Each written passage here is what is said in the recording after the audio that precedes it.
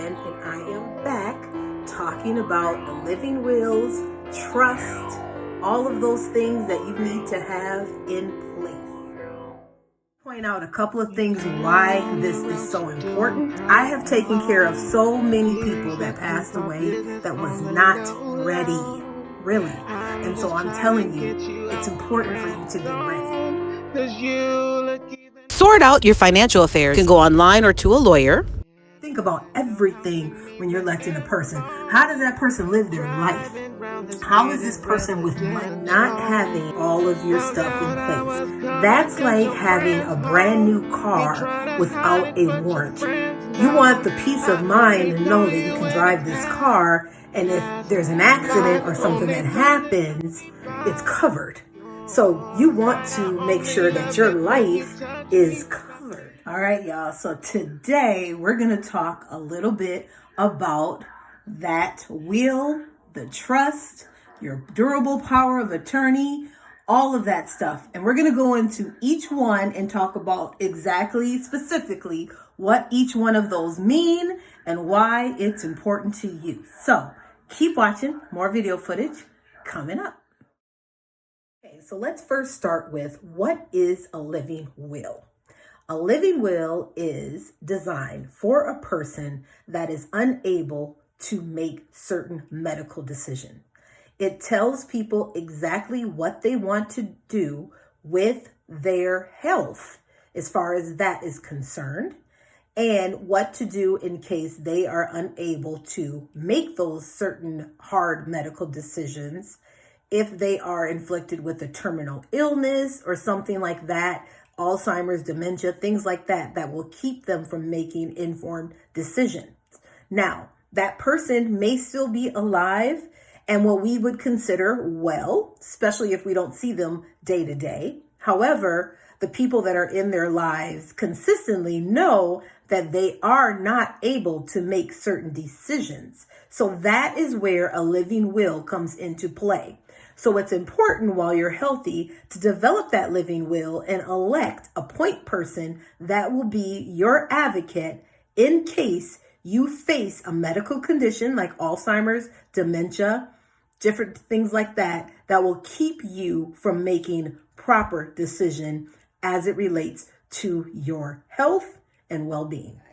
Let's talk about advance directive and let's see what that means. Now, a lot of people will say advance directive and living wills are the same thing, but they actually are very different. An advance directive, and I will give you an example, is more like if there was an emergency that happened that caused someone to be in a coma. That advance directive is going to give everyone around them directions as to how long we need to prolong treatment. Okay, so let's say that person is in the coma, they're on life support. How long do we need to keep this person on life support before we call it quits? That is what the advance directive outlines. So more in depth than the living will, but definitely along the same lines, but you need both to work hand in hand. All right, guys, so even if you don't have a power of attorney or a will, it's very important for you to have an advance directive and a living will, especially if you are 18 years or older, because your parents can no longer advocate for you. If you're married to a person that you know does not make good medical decisions, you're going to want to think about that and make sure you elect the person that's cool, calm, and collective that is going to be able to make decisions in an emergency for you. One last thing. What does DNR, DNI, and full code mean? Well, DNR and DNI means do not resuscitate, do not incubate. So if you have a terminal illness and if an emergency occurs, you don't want life-sustaining treatment, then you indicate that you are DNR, DNI. However, if you want someone to bring you back and you want life-sustaining treatment, then you are going to elect full code. Okay, so DNR, DNI is for if you don't want life-sustaining treatment, you don't want anyone resuscitating you and bringing you back. And then full code means go ahead, resuscitate me, do everything that you can to save my life. What is a power of attorney? A power of attorney is really nice, but that is something that everyone can do. So if you are in the hospital or incarcerated or just different things like that and unable to make financial decisions like go to the bank, pay bills, do certain things like that, you can elect a person that you trust to act on your behalf. So that is what a power of attorney is.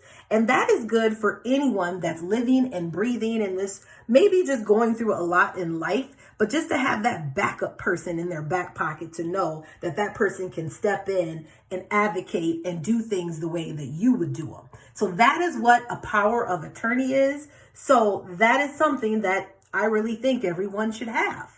So think about that. Last but not least, this is where people get a little confused because now you're going to develop a will. And some people will say, well, I don't have a house. I don't own anything. I don't have anything. But you have something and your life matters and your life meant something. So anything you can put in your will. It could be your favorite computer, your favorite book. It could be whatever you have that's your possession. Think about your pets. Think about your children. Think about all of that. Who is going to be the person to step in, take on those things that mean so much to you? So in the will, you can go into specifics. You can leave things to specific people. Will kind of organizes everything, but those other documents are your legal documents that initiates.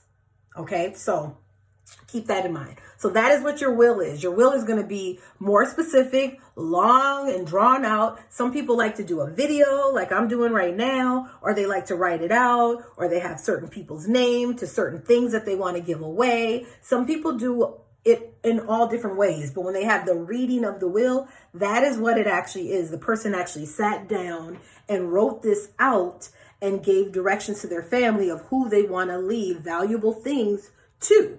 And valuable, when I say valuable, it doesn't mean, money or have a value like that, but it could be simply as, the value, the relationship that you have, or just certain things like that. So keep that in mind. So I hope this information was helpful and kind of help you into identifying where you want to start first, if you want to do them all, or if you want to do one, or if you just want to start with a couple. But either way it goes, all four are very valuable for a person to have. And then think about updating that every single year. So if you already have one, it could be old, it could be outdated. Look at your notary, that could be outdated. You want to make sure that you're going in every 12 months and making updates as well. So keep watching. More video footage. If you are not a subscriber to my channel, please do so by hitting that subscribe button. That way you get notification every time I upload a new video. For bonus blog content, be sure to like or subscribe to my social media pages. Keep our business on the low. I'm just trying to get you out the friend zone, 'cause you look even better than the photos.